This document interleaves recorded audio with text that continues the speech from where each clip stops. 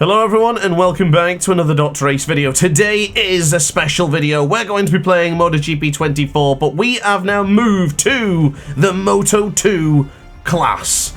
This video here today is going to be a brief introduction to Moto2, a little bit of a test, and also to see who's gone where with which team. Ladies and gentlemen, let's crack on with the test, and if you don't know which team we've joined, then you are about to be surprised. So there it is, the most beautiful sight with one of the most prestigious and successful teams within Moto2. The Redbull KTM Ajo team have graced us and welcomed us into Moto2 glory. I want to give a huge shout out to Sergio23 for that terrific showy design helmet. Absolutely gorgeous. The ace, the yellow, turns orange for this season. Tell you what guys, I can't wait for this. That helmet looks superb. We've got the light blue accents on the gloves, on the number, and on the boots as well. I cannot wait to see how this goes down this season. In many MotoGP games, I have considered the Moto2 Championship Series the best of a lot of them because I enjoy the class so much. I find it so challenging, yet so rewarding. I need to do a little bit of figuring out here today because, of course, Moto3 bikes are significantly different to the 765 Triumph motorcycle, so we're going to have to figure it out quickly and get to the action. But what I can't... Oh my god! Already just starting off. Maybe engine brake 3 is not the way to go, as we let Dennis on chew past.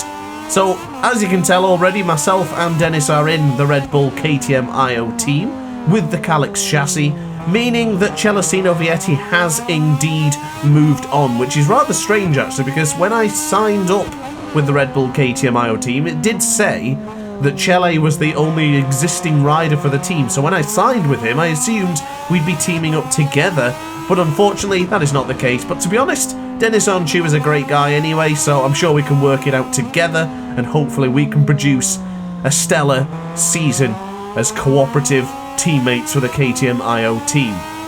Now, something I do need to bring up, and I think it's very important, is that looking at the team comparative, you can see that on the right hand side of your screen right now, doesn't look all that favourable for us in orange right now. I don't think that's going to be indicative of our actual performance, but we are quite far down on the list, very much the same as it was with the Bowie Motorsports KTM team in Moto3, and the same applies when we were playing in MotoGP 23. We usually start at the lower echelon of MotoGP, Moto2 or Moto3, depending what class you're in. As the player, as the rider, usually starts quite low down and then have to get some good results to improve your standings within the team's comparison. Now, as far as the actual season goes and what we're looking at this season, what we have as prospects and opportunities and objectives, I'm going to just start off playing this on 120% difficulty and just seeing what happens. I feel really good with these bikes. I do like them a lot. Anytime I've been online with some of the aces or even just jumped on them myself, I do quite enjoy the feeling of these motorcycles. So I'm not too concerned about the difficulty. I think it should be rather fair. I think it should be quite competitive. But I don't think it's going to be either impossible or unbelievably easy. I think we should have a good balance here with Moto2. But I did read the poll results a few days ago and I've read all your comments. A lot of you are saying that you do really like to see me just go for it and it doesn't matter if I win by 50 seconds as long as I showcase my skills in the aforementioned video. Now on the other side, I do like to keep things interesting, so if we do have a chance where we just dominate the field by a massive gut margin, I don't mind dropping down the power, but we'll come to it when we come to it and we'll make that decision when we get there. Now there's a few things as well, of course, I do want to really spend the time discussing here today, because I was going to just jump straight into the career mode races and just crack on with it, but I think it's important to give you an update of what's going on within the Moto2 career mode, because of course our first question is, with rider transfers being on, you can already see in the left hand side of your screen, riders have swapped teams. Joe Roberts is on the CF Moto, Fermin Aldeguer staying within the team, he stayed put, but Aaron Canet has now joined him. And I do believe Tony Arbolino has joined the MT MSI team with Sergio Garcia. Now, it's very important to mention because only one rider from Moto2 got promoted into MotoGP, And coincidentally, it's the seat that Tony Arbolino is on right now, and that was occupied by Agora. So he's now up to MotoGP. He has replaced Franco Morbidelli, and Franco Morbidelli is completely removed from the game unless he makes a comeback in a future season. Now, regarding Moto3, I am a little bit disappointed. You can see on the right-hand side of your screen right now, unfortunately, no riders joined me in Moto2, and I've got to say, I am disappointed. I was really expecting and hoping at least one of them would join me. There was a lot of talk of Daniel Holgado moving up to Moto2, but that's the only rumour I've seen. Regarding Tatsuki-san, regarding Tayo-san, they're staying as they are, and they will not be coming up to Moto2 this season. And I've got to say, I am a little bit disappointed. But, as you can see, on the right-hand side, couple of changes there. Daniel Holgado did the one-and-done season with the Liqui Husqvarna and jumped straight across to the Honda Team Asia. Meaning that Tachikon Bouazri has now gone to the MLAV Racing team, and Scott Ogden has replaced me in the Bowie Motorsports KTM team. So that's pretty interesting. Jacob Ralstone goes over to Liqui Intact, and Shabi Suratuza goes to the Red Bull Gas KTM 3 Tech 3 KTM team. So interesting stuff for Moto3, but to be honest, since nobody really went up, I think I've lost my interest of sort of keeping up to date with them, because even if a Moto3 rider now gets promoted, I will imagine that we're going to do one season in Moto2 and move up to MotoGP, so we probably won't see them, unfortunately. Now for Moto2, this is obviously the interesting part, because since Iagora's gone, there's now an opportunity for new riders to join, which is myself, and we've joined the Red Bull KTM Ajo team. That opportunity only came about because Celestino Vietti has now gone to the Italtrans to join what I thought would have been Dennis Foggia. Now all of a sudden Dennis Foggia has moved on, and he's gone for the RW Racing GP team. A little bit of a change as well. Barry Balt has gone from Fantic to the Elfmark VDS Racing team. Very talented Belgian rider, so I don't disagree with that decision, to be quite honest with you. But Tony Arbolino going to the MTA helmet on a Bosca scorer. Maybe that's the future for Tony Arbolino. Maybe then he can move up to MotoGP. And their final change was Alberto Reinas has gone to the Fantic Racing team. And as mentioned earlier, Iagora, on the right-hand side of your screen, has gone over to Pertamina Enduro VR46 Racing team. So that is the teams discussed, and that is the riders moving around, so I can paint a pretty little picture for you for our Moto2 season. I'm going to continue to just do laps over this couple of practice session, if you will. I'm going to try and get into Q2 directly. I think that's going to be very helpful for the Grand Prix, but this is only the first free practice, so I can jump over to the next practices in a moment to try and improve upon the lap times. Now, final couple of things as well, just to show you before we do move on. I think it's important to show you what's it? I can't remember what you call it now. The game experience, is that what they call it now in this game? Basically, your difficulty settings. So if you ever wondered what settings I'm running, I'll show you this now, so you've got full transparency for the season.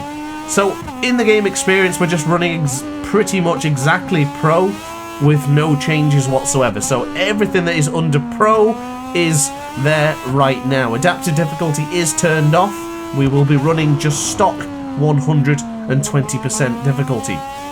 Now, I have been having this conversation with quite a few of you guys recently regarding the maximum difficulty in this game, and some of you are suggesting to use adaptive AI.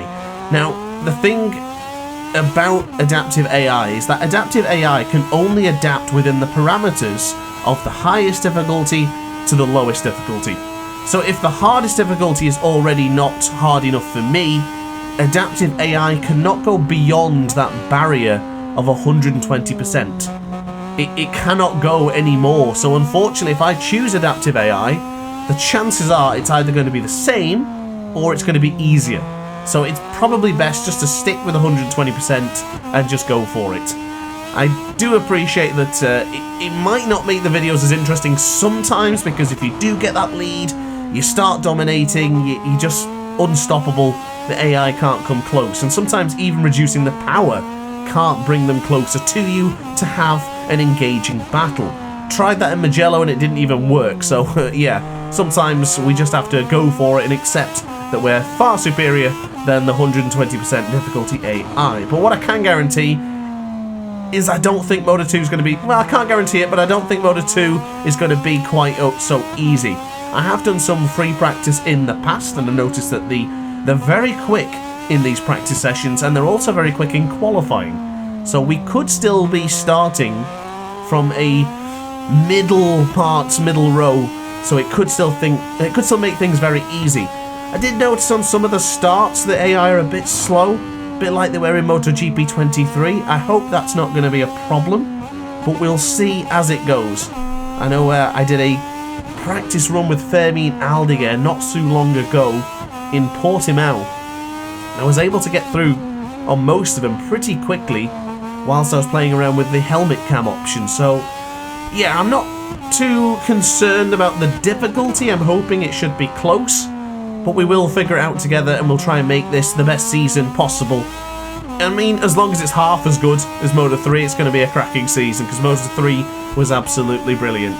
Now, if there is anything I've missed, let me know in the comment section down below, and I'll try and bring that to you very, very soon. Or if you have any questions in particular about Moto2, about my rider, about my style, just let me know. I mean, if you have any questions regarding the rider's customization options, and I can tell you this, he's using shoulders out.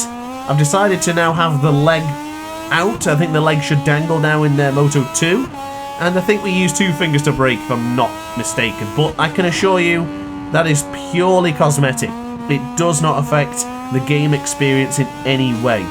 The only thing I do like about shoulders out, or body out, or some of the other positions, is it just looks a little bit more natural into the corners. And I feel I have better visibility if the rider is really leaning, compared to the likes of the old school style that Alex Rins uses in the game. I don't know what it is, but sometimes I just don't feel he leans enough. It's simply a mental thing. It's not actually making a difference, but it just looks like he isn't turning, so I can't get into grips with it, if that makes any sense for you guys right now. But yeah, I hope you're enjoying the video so far. If you are, don't forget to like and subscribe. As I say, don't have to wait too long. Tomorrow I'll have this video done for you. I will have all of the races done, as many as I can, to be honest, so we can really focus on Moto2. So I'll get Qatar done for tomorrow, and if I get a chance, I'll try and do Portimao, but I've got to get through quite a lot of requests at the moment, so they're building up from messages, so I'm actually feeling the pressure here to accommodate you all, so apologies if I don't get your video suggestion done soon enough. I promise I will try and get it done as quickly as I can. I have a request to do Fabio Quartararo for a race. That'll be done soon. Got Taka again, many other riders as well, a couple of Moto2 stuff in there too, so yeah, bear with me and I will get all the videos done. I've still got to get some engine brake guides and some guides as well as MotoGP Academy, and of course the new Ace Academy Championship. So just bear with me and I promise I'll get it done as soon as I can. So let's talk then for Moto2. I think we've done a lot of discussion about the season, about the prospects of the season. Oh, track limit warning. I am the worst for doing that into turn 2. I am such a bugger for getting the rear wheel caught on that white line. It's such a silly little penalty to get as well. It doesn't really feel fair, I can tell you. But regarding Moto2 anyway, let's stop pre-barricading around the bush and let's crack on with the actual practice session we've got under the way right now. So let me tell you, Moto2 feels really good. The Calyx chassis, of course, is a fantastic motorcycle chassis. Triumph 765 in every single bike, so there's no advantage for speed or brakes. Everything is more or less exactly the same in Moto2. But what I can tell you is, after doing 21 races in Moto3, plenty of practice at the early stages. Also, in fact, we did some more races with the debut season as well. And I've got to say, the jump from Moto2, or from Moto3 to Moto2, certainly feels different. I feel like I'm being a little bit too gentle on the brakes, yet I just don't quite have the confidence in the brakes. All right in a straight line, but maybe on the angle on the right hand side or chucking into the left hand side. I feel like I can brake a little bit more, but I don't know where that balance is yet. So I don't want to overdo it and end up crashing. I've already noticed that I think the rear brake is too strong. So for me, I think my best opportunity is to head back to the pit soon, and swap to the smaller rear brake disc. What that will allow me to do is just to use the rear brake a little bit more aggressively without locking the rear tyre. Option is also to remove the engine brake, or to at least reduce it. I might try that as well, but for now my initial thoughts is I've got to be a little bit more careful on the front brake mid-corner, and I've got to be able to change the rear brake disc, because I don't think the large disc is for me. Very much like it is in MotoGP, I prefer the smaller rear brake disc. I think as well, especially going into this corner, downshifting too much is bringing too much power into the back of the bike here. There's too much torque when I do that. So I think what I'm going to have to do is to stop downshifting so quickly. That's definitely a Moto3 habit that I've picked up. Goodness me, I thought we were going to crash there into turn 6. But with engine brake 3, power will stay the same no matter what, I do believe. Now, there is no anti-wheelie on these motorcycles, but to be honest, it does feel really solid. I don't feel like I'm going to wheelie at any point. I think there's going to be those few moments where wheelies will be a problem. The likes of Bud when you're in the slow corners, then you've got to get onto the power. Portimao for the Tour VIP, not necessarily the Tour VIP, the roller coaster, the part before you go into the Craig Jones corner. That's always a wheelie heavy point. So I'll have to be careful of those from now on. Ooh, how did I not invalidate the lap there? I could have swore I was on the green. I guess I didn't really gain any time because the lap time here is not particularly special. But the consistency's not been bad, to be honest. We did have that little bit of a skirmish with Denis Chu to start off the session. But since that point, 58.6, 58.5 and a 58.5. So it is materialising in a better way now. We are going to lose time here, so we're going to lose half a second. So this should put us back into the 59s. That's a shame. Cross the line. Is it? It is a 59.054. So I'll tell you what. Let's do one more lap, and then let's head back into the pits, reduce the rear brake disc, and get a fresh pair of soft tyres on. Now, I did recommend the medium tyres, but to be honest, in my testing in the past with different tyres in this game, the soft lasts just as fine. The soft lasts almost as good as the medium, to be quite honest with you. The only difference I do find is maybe... Oh, downshifted too much again. Definitely going to have to work on that. Definitely going to have to remember to be sequential with the gears, take your time, and not rush it. Also, not having the ability to use the rear brake how I want to as well is also not as comfortable as I would have wanted. Look at that start though for Fermin Aldeguer, 58.3 for him. Joe Roberts in second on the CF Moto. He's teamed up with Jake Dixon. In fact, he hasn't teamed up with Jake Dixon. I've just remembered actually, Jake Dixon's gone over to the Grassini team. I think he might have done that last season. And Joe Roberts is teaming up with Ethan Guevara, so that's pretty cool. Celestino Vietti on the Italtrans. Manuel Gonzalez stays as he was. Same can be said for Somkiat Chantra and Alonso Lopez. But Aaron Canet there still very much comfortable on the Boscascora, or back on it should I say. He's in third place. So yeah, let's finish this lap and let's change across before I do my best Sean Connery impression to the rear brake disc with some better tyres enabled. And of course guys, if you are enjoying the video and if you're excited for the Moto2 season, don't forget to like the video and subscribe as well. Liking the video is important because I know if you enjoyed it or not, and subscribing of course is important because it helps build our algorithm to show more and more people these fantastic videos. So across the line, let's get the change. So a quick sip of the Lucozade Orange and we're right back to it. Now we are on the rear brake disc of the 7-inch and two brand new Pirelli rubber tyres, two soft options to go for it. We did lose a bit of time whilst we were sat in the pits. We didn't sit in there too long, but 6.5 tenths down now to Tony Arbolino, who has set a 1:57.906. So that's around half a second quicker, a little bit more actually, than us. So we've got to figure something out here to try and get closer to the top 5. Now, to be honest, if we could end the session here as top 6, I think that's a fantastic introduction to Moto2, and what a way to start for the new season. As long as we get directly into Q2, I'd be very, very happy. Rear brake there, prime example going into turn 4. Look how much calmer, look how much smoother we are on this Calyx right now. 10th and a half, 2/10 of a second gained already. It is feeling significantly better. And as I've explained to you guys many times before in my guides and videos, it's not about what makes you the fastest, it's what makes you comfortable. If you can ride comfortable, you will eventually become fast. And then from there, you can implement the differences with the different bikes, so then maybe you can go for something that will make you quicker.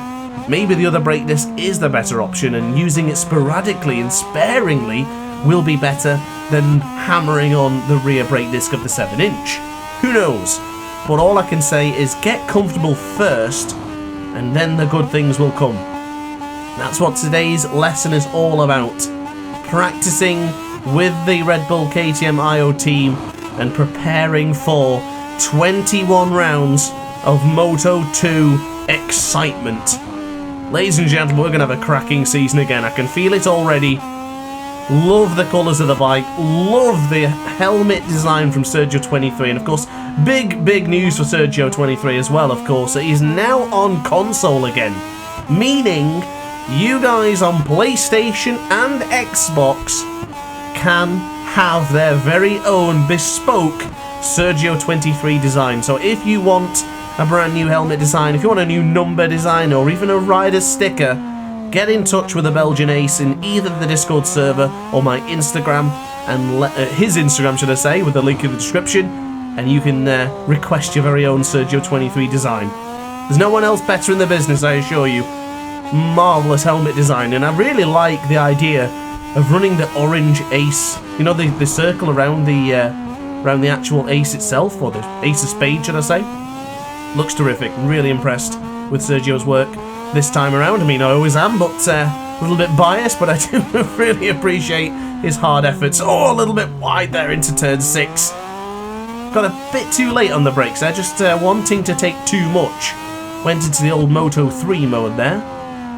I can definitely feel with myself, I'm being a little bit tentative, somewhat cautious with the left trigger. I don't believe in the bike yet. It feels good, but I don't feel I'm pushing at the maximum. I think I can get a 57, but I reckon I'm going to have to push a little bit more than what I'm pushing right now, but I don't want to kill my confidence in the first video by having like a horrific crash or something. Oh, that's wide. Yeah, I'm not going to stop that. So we're still in 6th place. Celestino Vietti on board the Italtrans Calyx has now gone through. He's up to 5th place. Alonso Lopez in 4th. We're 4,000 of a second ahead of Aaron Canet. Interesting top 8 there, ladies and gentlemen. I think that's going to be a top 8 that's going to be battling it out this season. Would have liked to have seen Jake Dixon in there. It's always good to battle with your compatriot. But it looks like it's not going to happen as of yet. And of course, 2 Brits in the championship since Sam Lowes and Jake. It's good to see it again. Hopefully this particular Brit can bring us some good fortune. Still into the 58. It's not bad, to be quite honest with you. If that was a race pace, I think I'd be okay with that. Bit deep for turn 1 though, so that is going to mess it up. And I was thinking of ending the video right now, because I think the quicker I get on with the Moto2 race, the quicker I can have this video done for tomorrow. So I'll tell you what, let's end this video after this particular lap, make it a good one, and we'll touch base tomorrow for plenty more Moto2 content. I'm really excited. I do need to get a lot of replays in as well, because I think we're enjoying these new replay cuts and camera cuts now for these career mode videos. So I think I'll have to get plenty of them done as well, providing the race is fun. Hopefully it's nothing of a bore. I don't doubt it will be though, because I mean, how good was Qatar in Moto3? That was terrific.